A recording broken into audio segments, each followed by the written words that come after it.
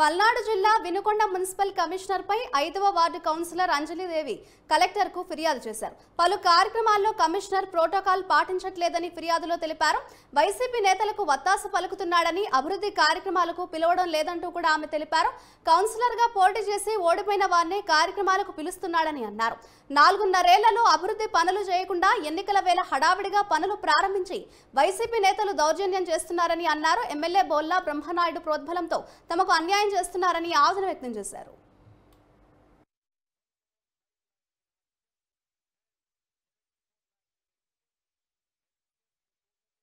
అభివృద్ధి చేయకుండా ఆర్భాటాలు చేస్తూ ఉన్నారు. గతంలో 2005లో వినుకొండ పురపాలక సంఘం ఏర్పరిచినప్పుడు నేను కౌన్సిలర్గా ఉన్నాను. అప్పుడు శాసనసభ్యులైనటువంటి మక్కిరమల్లి గారి ఆధ్వర్యంలో విద్యానగర్ అన్ని సిమెంట్ రోడ్లు, డ్రైన్లు వేయడం జరిగింది.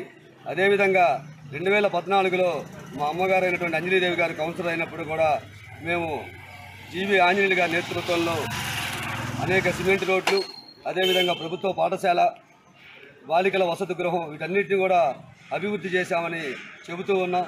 ఈ అభివృద్ధి చేసినటువంటి విషయాలన్నీ కూడా చెప్పాల్సినటువంటి అవసరం ఉన్నది. ఏమి అభివృద్ధి చేయకుండా ఉన్నటువంటి వాళ్ళు ఇలా ఆర్భాటాలకు పోతున్నప్పుడు అభివృద్ధి చేసినటువంటి మేము మీ అందరికీ తెలియజేయాల్సినటువంటి బాధ్యత కూడా ఉందని చెప్పని తెలియజేస్తూ ఉన్నాం.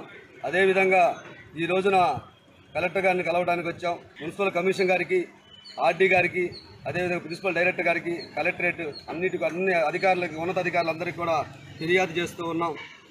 ఒకసారి మీరు చూసినట్లయితే అర్చనామూర్తి ఇంటి మీద ఉన్నటువంటి లైటింగ్ బోర్డు, అర్చనామూర్తి 5వ వార్డు కౌన్సిలర్ అని చెప్పని లైటింగ్ బోర్డు పెట్టుకున్నారు. జగనన్న మీద వీళ్ళకి నమ్మకం ఉందో, వీళ్ళకి జగనన్న మీద నమ్మకం ఉందో మాకైతే తెలియదు. కానీ కౌన్సిలర్ అయినటువంటి మా తల్లి అంజలిదేవి గారి అయితే వీళ్ళు